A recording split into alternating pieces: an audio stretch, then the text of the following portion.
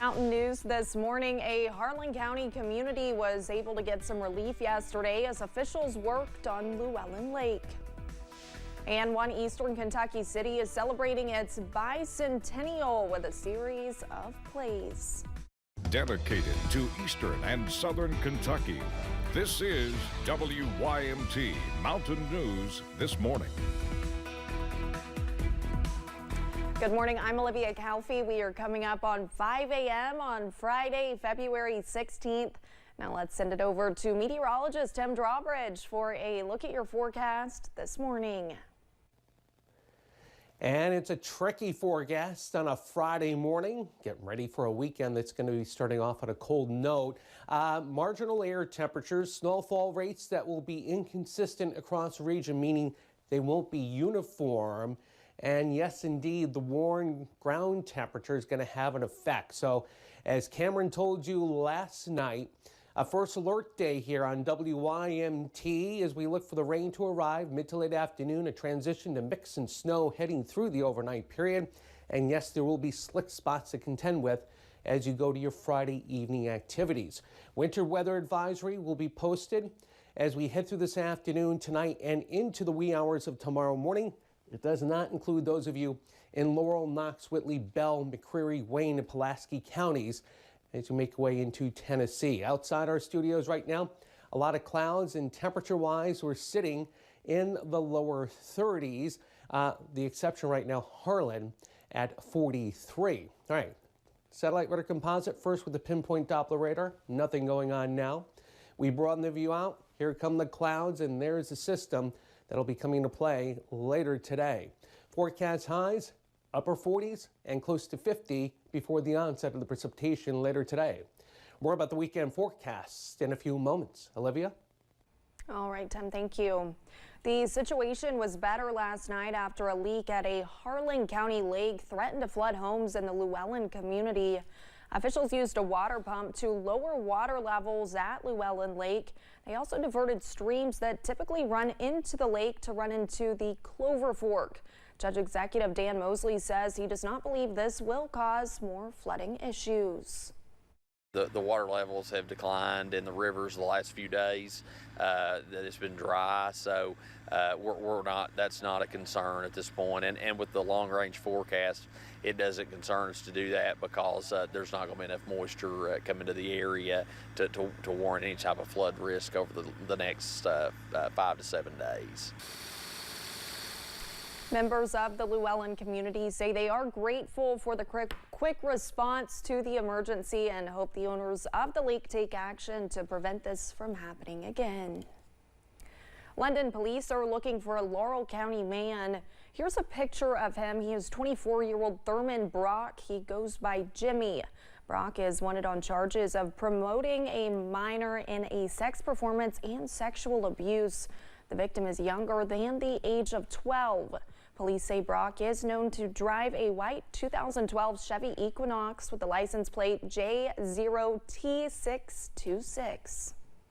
If you see him or know where he is, call the London Laurel County 911 Center at 606-878-7000. In Estill County, a man has been charged in a serious animal cruelty case. Delbert Weber pleaded guilty to 1 count of second-degree animal cruelty Wednesday.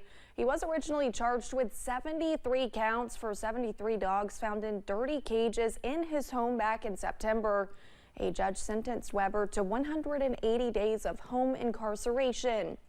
He is allowed work release 2 days a week. He will also pay court costs. He is not allowed to have any new animals.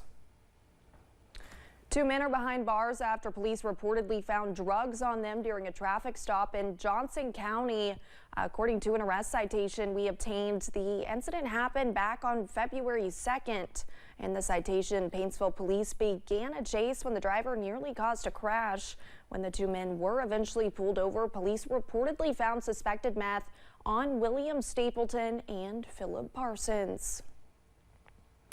We now know the funeral arrangements for a 10-year-old Corbin boy. Drake Sutherland died Tuesday in a Whitley County crash. He was a 4th grade student at Corbin Elementary.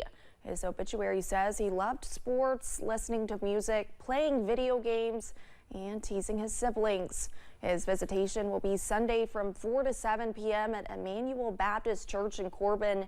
The funeral will be held Monday afternoon at 2, also at the church.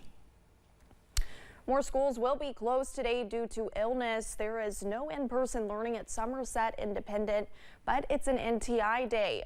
Lee County schools will also be closed today. They report more than 125 students were out due to various illnesses, including COVID and flu yesterday. Governor Andy Beshear discussed the impact of a new agriculture business coming to Pulaski County. Bosch Berries is based out of the Netherlands and has been operating since the 1850s. The company is locating a greenhouse operation in Somerset, reportedly investing nearly $50 million and creating 28 full-time jobs. Governor Andy Beshear said the business adds to economic growth in the state. Bosch Berries is a sixth-generation family farm operation founded in 1854 and has been involved in greenhouse cultivation since the 1930s. The company currently operates 2 greenhouses, and I look forward to welcoming its third right here in Kentucky. So I'd now like to invite. During his briefing, the governor also announced the Kentucky National Guard being named the 2023 Association of U.S. Army's Best National Guard Command, marking the first time that has happened. A show kicking off tonight at the Appalachian Center for the Arts is celebrating the city of Pikeville's bicentennial with a look at some of its influential people of the past. WYMT's Buddy Forbes has more about the 2-day show. From the Chronicles of Poetry to the Cut Through Project. It just shows that, one person can make a difference to really drastically improve living for thousands of people. Spirits of Pikeville past are coming to haunt the Appalachian Center for the Arts. I think it's important to tell these stories, partly because there's a lot of transplants to Pikeville, like myself. I just moved here in November, who don't know really anything about Pikeville. There's lots of students at the university who don't really know the history. With 6 plays and 8 characters sharing stories like aviation pioneer John Paul Riddle and poet Effie Waller-Smith, written and performed by Kentuckians and those invested in the city's stories. We didn't want people from outside the region to come in and kind of create an idea of what they thought might be important to portray about these characters. We wanted people who actually knew about these characters and knew personally what was important to the young people in the region to see, and to their own histories and their own stories as people from the Pikeville area. Hoping to share the memories of the mountain movers of the past. You don't realize just what a difference it makes in the life of the city. And one of the things that our character of Mayor Hambley says in one of the plays is that he spent his life trying to make Pikeville a better place for all us to live, and then challenges everyone who listens, what can you think of to do? To pave the future of the city. In Pikeville, Buddy Forbes, WYMT Mountain News. The event is free to the public, and while today is a booked house, there are still seats for Saturday's performance. Thanks for getting your day started with us here on Mountain News this morning. When we return, some employees of a Commonwealth organization are getting the opportunity to pursue their education for no cost. And winter weather advisories got hoisted over the last couple of hours, and we're going to time it out hour for hour, or hour by hour rather, for you as we head through this evening. A lot of plans going on, and the weekend right now has a chilly theme. First Alert's 7-day forecasts coming up right after this.